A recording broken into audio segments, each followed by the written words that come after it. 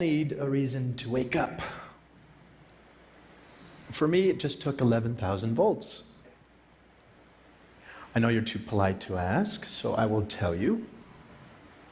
One night, sophomore year of college, just back from Thanksgiving holiday, a few of my friends and I were horsing around. We decided to climb atop a parked commuter train.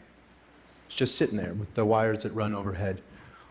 Somehow that seemed like a great idea at the time. We'd certainly done stupider things. I scurried up the ladder on the back, and when I stood up, the electrical current entered my arm, blew down and out my feet, and that was that. Would you believe that watch still works? Takes a licking. My father wears it now in solidarity. That night began my formal relationship with death. My death. And it also began my long run as a patient. It's a good word. It means one who suffers. So I guess we're all patients. Now, the American healthcare system has more than its fair share of dysfunction, to match its brilliance, to be sure. I'm a physician now, a hospice and palliative medicine doc, so I've seen care from both sides. And believe me, most everyone who goes into healthcare really means well. I mean, truly. But we who work in it are also unwitting agents for a system that too often does not serve. Why? Well, there's actually a pretty easy answer to that question. And it explains a lot.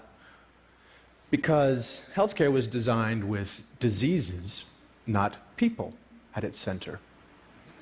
Which is to say, of course, it was badly designed.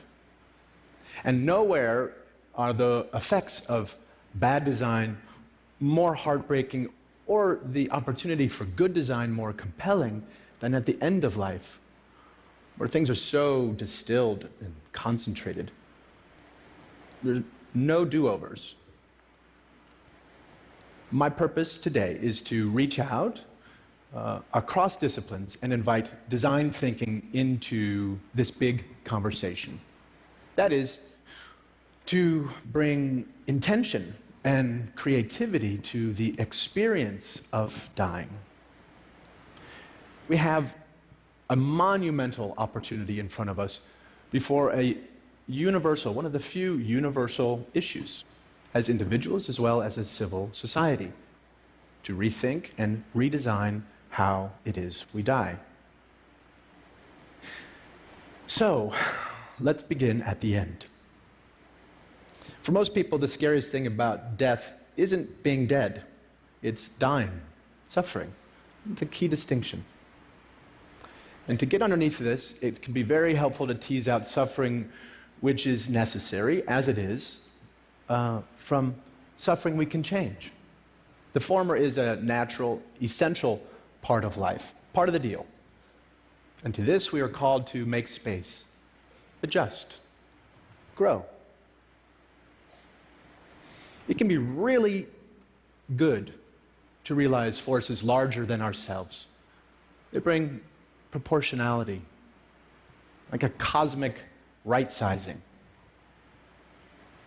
After my limbs were gone, that loss, for example, became fact, fixed, necessarily part of my life. And I learned I could no more reject this fact than reject myself. Took me a while, but I'd learned it eventually. Now, another great thing about necessary suffering is that it is the very thing that unites caregiver and care receiver, human beings. This, we are finally realizing, is where healing happens. Yes, compassion. Literally, as we learned yesterday, suffering together. Now, on the systems side, on the other hand, so much of the suffering is unnecessary, invented, serves no good purpose. But the good news is, since this brand of suffering is made up, well, we can change it. how we die is indeed something we can affect.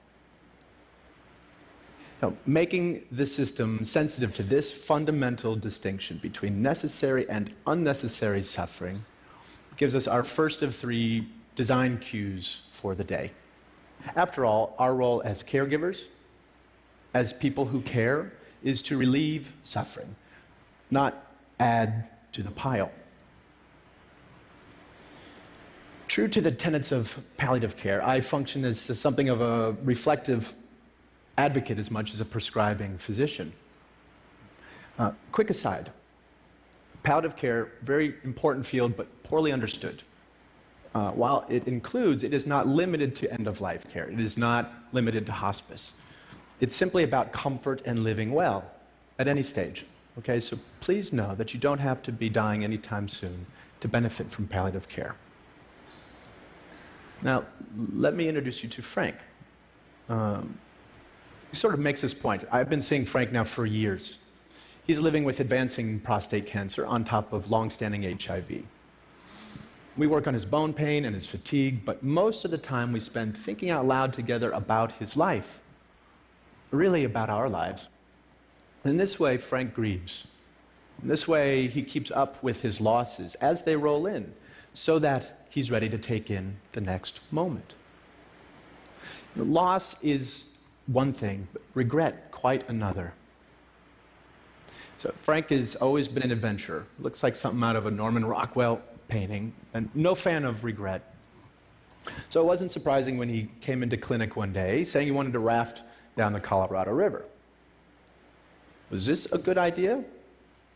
With all the risks to his safety and his health, some would say no, many did, but he went for it while he still could. And it was a glorious, marvelous trip. Freezing water, blistering dry heat, scorpions, snakes, wildlife howling off the flaming walls of the Grand Canyon. All the glorious side of the world beyond our control. Now, Frank's decision, while maybe dramatic, is exactly the kind so many of us would make if we only had the support to figure out what is best for ourselves over time. So much of what we're talking about today is a shift in perspective. After my accident, when I went back to college, I changed my major to art history. Studying visual art, I figured I'd learn something about how to see. A really potent lesson for a kid who couldn't change so much of what he was seeing. Perspective, that kind of alchemy we humans get to play with, turning anguish into a flower. Flash forward, now I work at an amazing place in San Francisco called the Zen Hospice Project, where we have a little ritual that helps with this shift in perspective. When one of our residents dies, the mortuary men come, and as we're wheeling the body out through the garden, heading for the gate, we pause. Anyone who wants. Fellow residents, family, nurses, volunteers, the hearse drivers too now. To share a story or a song or silence as we sprinkle the body with flower petals. It takes a few minutes. It's a sweet, simple parting image to usher in grief with warmth rather than repugnance. Contrast that with the typical experience in the hospital setting. Much like this, floodlit room lined with tubes and beeping machines and blinking lights that don't stop even when the patient's life has. Cleaning crew swoops in, the body's whisked away. It feels as though that person had never really existed. Well-intended, of course, in the name of sterility, but hospitals tend to assault our senses. And the most we might hope for within those walls is numbness. Anesthetic. Literally the opposite of aesthetic. I revere hospitals for what they can do. I am alive because of them. But we ask too much of our hospitals. They are places for acute trauma and treatable illness. They're no place to live and die. That's not what they were designed for. Now, mind you, I'm not giving up on the notion that our institutions can become more humane. Beauty can be found anywhere. I spent a few months in a burn unit at St. Barnabas Hospital in Livingston, New Jersey, where I got really great care at every turn, including good palliative care for my pain. And one night, it began to snow outside. I remember my nurses complaining about driving through it. And there was no window in my room, but it was great to just imagine it coming down all sticky. Next day, one of my nurses smuggled in a snowball for me. She brought it into the unit. I cannot tell you the rapture I felt holding it in my hand. And the coldness dripping onto my burning skin, the miracle of it all, the fascination as I watched it melt and turn into water. In that moment, just being any part of this planet in this universe mattered more to me than whether I lived or died. That little snowball packed all the inspiration I needed to both try to live and be okay if I did not. In a hospital, that's a stolen moment. In my work, over the years, I've known many people who were ready to go, ready to die. And not because they had found some final peace or transcendence, but because they were so repulsed by what their lives had become. In a word, cut off or ugly. There are already record numbers of us living with chronic and terminal illness and into ever older age. And we are nowhere near ready or prepared for this silver tsunami. We need an infrastructure dynamic enough to handle these seismic shifts in our population. Now is a time to create something new, something vital. I know we can because we have to. The alternative is just unacceptable. And the key ingredients are known: policy, education and training, systems, bricks and mortar. We have tons of input for designers of all stripes to work with. We know, for example, from research, what's most important to people who are closer to death: comfort, feeling unburdened, and unburdening to those they love, existential peace, and a sense of wonderment and spirituality. Over Zen Hospice's nearly 30 years, we've learned much more from our residents in subtle detail. Little things aren't so little. Take Jeanette. She finds it harder to breathe one day to the next due to ALS. Well, guess what? She wants to start smoking again. And French cigarettes, if you please. Not out of some self-destructive bent, but to feel her lungs filled while she has them. Priorities change. Or Kate. She just wants to know her dog Austin is lying at the foot of her bed, his cold muzzle against her dry skin. Instead of more chemotherapy coursing through her veins, she's done that. Sensuous aesthetic gratification, where in a moment, in an instant, we are rewarded for just being. So much of it comes down to loving our time by way of the senses, by way of the body, the very thing doing the living and the dying. Probably the most poignant room in a Zen Hospice guest house is our kitchen, which is a little strange when you realize that so many of our residents can eat very little, if anything at all, but we realize we are providing sustenance on several levels: smell, the symbolic plane. Seriously, with all the heavy-duty stuff happening under our roof, one of the most tried and true interventions we know of is to bake cookies.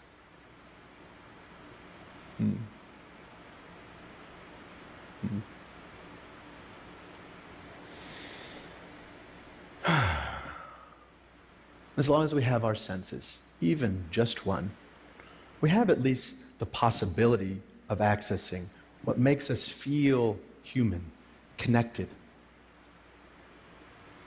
Imagine the ripples of this notion for the millions of people living and dying with dementia. Primal sensorial delights that say the things we don't have words for, impulses that make us stay present, no need for a past or a future. So, if teasing unnecessary suffering out of the system was our first design cue, then tending to dignity by way of the senses, by way of the body, the aesthetic realm is design cue number 2. Now this gets us quickly to the third and final bit for today. Namely, we need to lift our sights, to set our sights on well-being, so that life can become, and health care can become about making life more wonderful rather than just less horrible. Beneficence. Here, this gets right at the distinction between a disease-centered and a patient or human-centered model of care. And here is where caring becomes a creative, generative, even playful act. Play may sound like a funny word here, but it's also one of our highest forms of adaptation. Consider every major compulsory effort it takes to be human. The need for food is birth cuisine. The need for shelter has given rise to architecture. The need for cover, fashion. And for being subjected to the clock, well, we invented music. So, since dying is a necessary part of life, what might we create with this fact? By play, I am in no way suggesting that we take a light approach to dying or that we mandate any particular way of dying. There are mountains of sorrow that cannot move, and one way or another, we will all kneel there. Rather, I am asking we make space, physical, psychic room, to allow life to play itself all the way out, so that rather than just getting out of the way, aging and dying can become a process of crescendo through to the end. We can't solve for death. I know some of you are working on this. Meanwhile, we can design towards it. Now, parts of me died early on, and that's something we can all say one way or another. And I got to redesign my life around this fact, and I tell you, it has been a liberation to realize you can always find a shock of beauty or meaning in what life you have left. Like that snowball, lasting for a perfect moment, all the while melting away. If we love such moments ferociously, then maybe we can learn to live well, not in spite of death, but because of it. Let death be what takes us, not